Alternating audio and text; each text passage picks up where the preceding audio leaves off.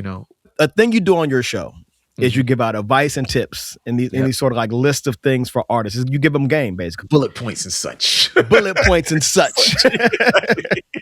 I actually want to see if we can borrow one of those tropes from your podcast in this Okay. moment and see if you can give me the top 5 rules for running an indie rap label.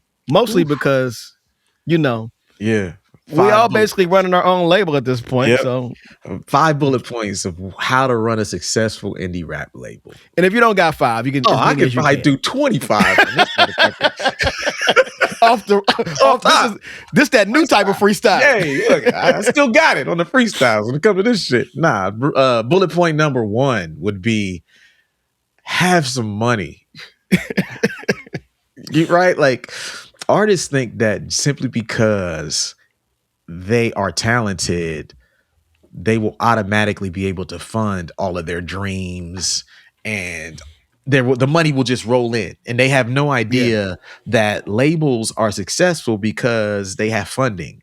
When you get signed a time or two, as you know, labels are kind of like banks. You know what I mean? They enable you to not have to write checks for things that you don't want to have to write checks for. So if you're going to run a label, whether it's just you solo on there or it's for other artists that you want to put out, you got to have some money in the bank, man. Gotta have money. Just a little bit, man. I don't care where it comes, work a job, throw some money in there every now and again, but have a budget, because at the end of the day, it's about competing. And it's hard to compete when you ain't got no bread.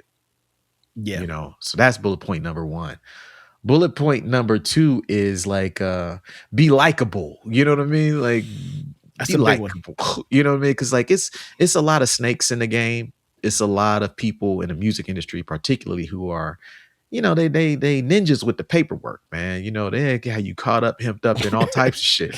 But then there's certain people in the industry who are just like stand-up people who are loved across the board. They do good business, and because they do good business and they're so likable, they will always have access to things that other people may not.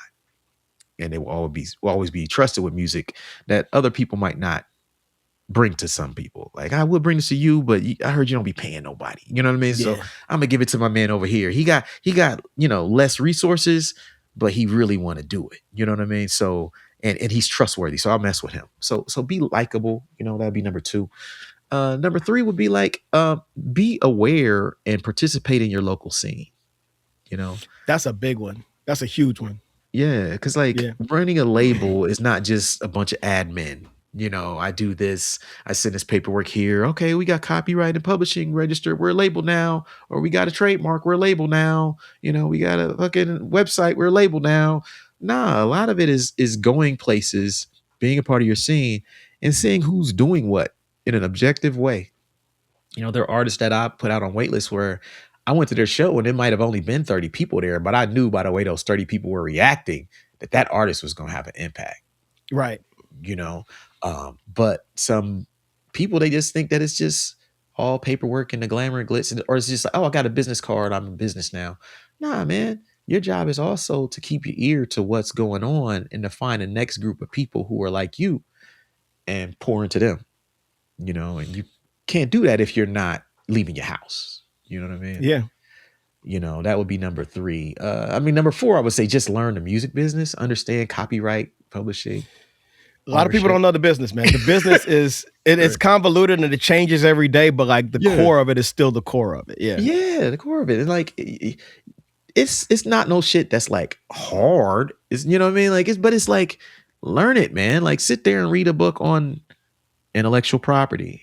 Understand the parts of a song. Understand, how publishing, basic stuff. You don't got to be a lawyer level on it, but learn that stuff. You know what I mean? Learn a business. And is that 4? I think that's 4. That's 4. Okay, one more bullet point on how to run a label successfully. While you think of it, I'll say so. The first one was have some money. Yep. Second one was be likable. Yeah. Don't nobody want to do business with nobody don't like. Yep. The third one was know the scene. Yes. Be aware of your scene. Yeah. The fourth one that you just said was know the business. Yes. So this is number 5. Number 5. Okay. Number 5, I would say, would be, if you want to run a label successfully, you have to learn to eat last. I wish I had a fucking air horn. I wish I had an air. God damn. Right? Because a lot of people can't run labels. They just run vanity labels to promote themselves. But if you really running a label, you got to be willing to sacrifice your own needs, whether they for attention or the spotlight or quick money, and let things cook and pour into other artists and put them first. You're gonna eat, but you got to eat last. You don't get to eat first, man. You know, running a label is being on a diet. You know what I'm saying? Exactly. It is. You get to eat. You just can't eat first. You don't get to, you know what I mean? You eat last, you know, because sometimes the success of that label is dependent upon you sacrificing money so that the label has enough to pour into what's working. Yeah.